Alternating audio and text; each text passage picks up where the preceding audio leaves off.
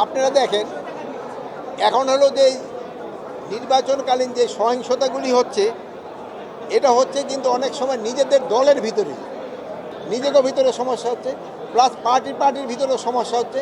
এইগুলি ক্ষেত্রে আপনারা একটু সবাই একটু জনসচেতনতা বাড়াবেন, যে এত কথা কয়ে গেলেন, এত জনসচেতনতা বাড়াবেন, ওইটার কমে। আর ইলেকশনকালীন সময়ে পরিস্থিতি যেন পুরাটা শান্ত থাকে, এই জন্য যত ধরনের ব্যবস্থা নেওয়ার আমরা নিচ্ছি। ফেসবুকের ভিতরে যেগুলি মিথ্যা সংবাদ, এগুলি কিন্তু আপনারাই বন্ধ করে দিতে পারেন, আমরাও চেষ্টা করি বন্ধ করে দেওয়ার জন্য।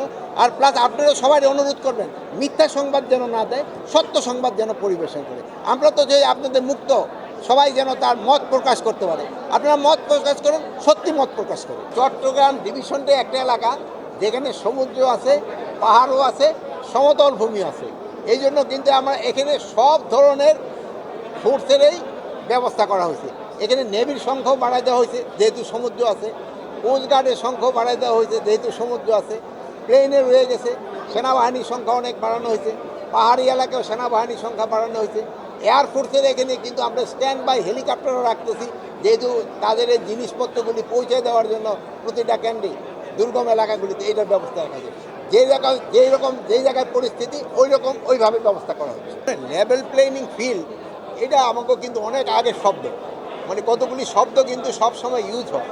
এই শব্দগুলি ইউজ হচ্ছে এখন, কেউ বলবে ফিল্ড লেভেল, কেউ বলবে লেভেল না, বাট আমরা আমাদের চেষ্টা করে যাচ্ছি এবং ইলেকশনটা লেভেল প্লেইং ফিল্ডেই হবে। ইন্টারনেট যদি কেউ বন্ধ করে, তাহলে আমরা আইনের আওতায় নিয়ে আসবো।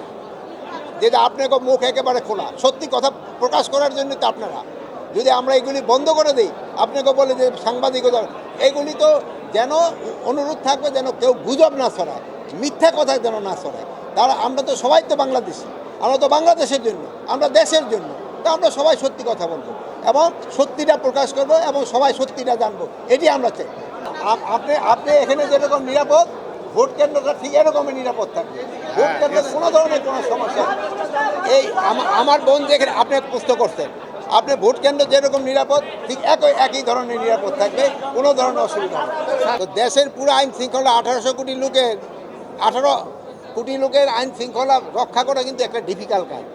আপনি কথা বন্ধ করতে সময় লেগে যায়। এখানে আমি তাদের সাথে মত বিনিময় সভায় আমি যেটা দেখলাম, তাদের প্রিপারেশন বেশ ভালো এবং তাদের যে প্রিপারেশন, এই প্রিপারেশন মতো কাজ আগিয়ে গেলে আমাদের নির্বাচনটা হবে খুবই সুষ্ঠু, উৎসব মুখর এবং একেবারে ফেয়ার। এখানে কোনো ধরনের কোনো অসুবিধা হবে।